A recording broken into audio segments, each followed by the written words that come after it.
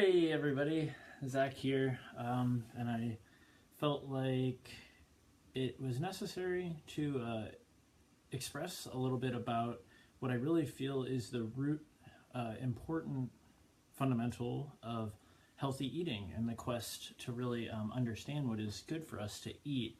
I get a lot of questions of people asking me what they should eat or what is a healthy dietary basis, and what I really try to stress is of the utmost importance is observation and just paying attention. The title of this video, Healthy Eating and the Nature of Unique Biochemistry, is really what I'm trying to express first and foremost. We all have a unique biochemistry, and the way that foods interact with us is unique compared to everyone else. You know, there's certain trends among the population, but really we need to consider ourselves a unique example and really pay attention to how foods react in our own body. I make the video series I do on spiritual alchemy. One of the early videos is about balancing input and intuition in terms of developing knowledge and perspective, and this is really particularly relevant with food, I believe. If we base our opinion on what healthy is, on what we read, you know, the American Medical Association or nutritionists say, if we base it only on that and we overlook our own experience and we're not paying attention to our own intuitive experience of what occurs when we eat different foods, we are creating a very strict bias that could be very detrimental overall, because something that is a norm for a lot of people may be very different for you, whether that's protein intake, whether that's the necessity of certain vitamins or vegetables or eating meat or not eating meat or any variable.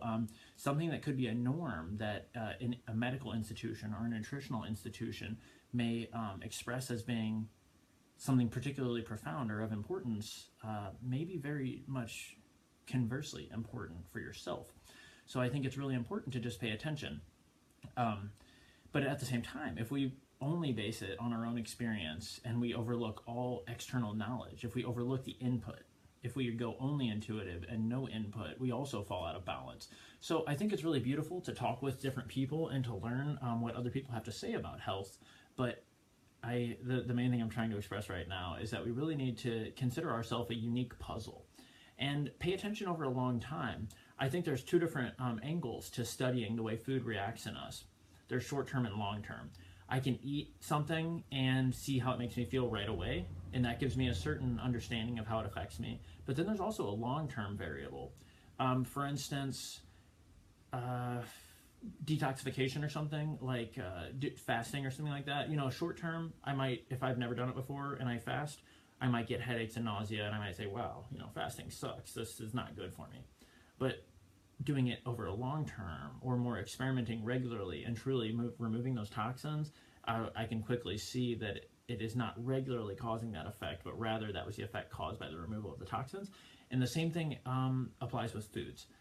There might be instances where a certain food doesn't really resonate as being too particularly healthy, but it might be worthwhile to experiment over a slightly longer term to really see how maybe over a month it affects you.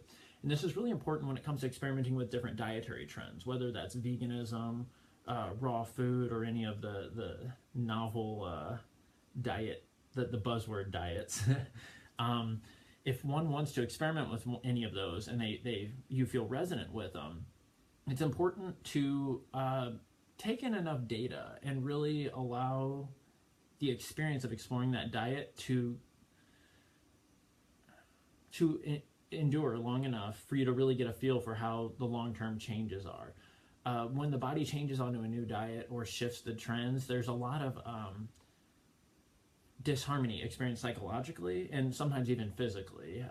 There might be a certain amount of shock, and you know, in the first week or something we might not feel like it's very good for us, but over a long term, over a couple of weeks, a month, you know, something like that, you get a better feel for really what's working for you and what's not. So as much as I would like, you know, I've been vegan for 9 years and vegetarian for 11 years, and as much as I would like to say from an ethical standpoint that we should strive for not just vegan, but ahimsa, which is nonviolence towards all living beings, as much as I would like to preach that as a fundamental for the human diet, I wouldn't go as far as to say that I know that that's right for everyone in terms of health. You know, our own biochemistry is very unique. That works for me. And on an ethical level, not just the animal aspect, but the ethic of striving to not harm plants, even minimizing the consumption of root vegetables and things.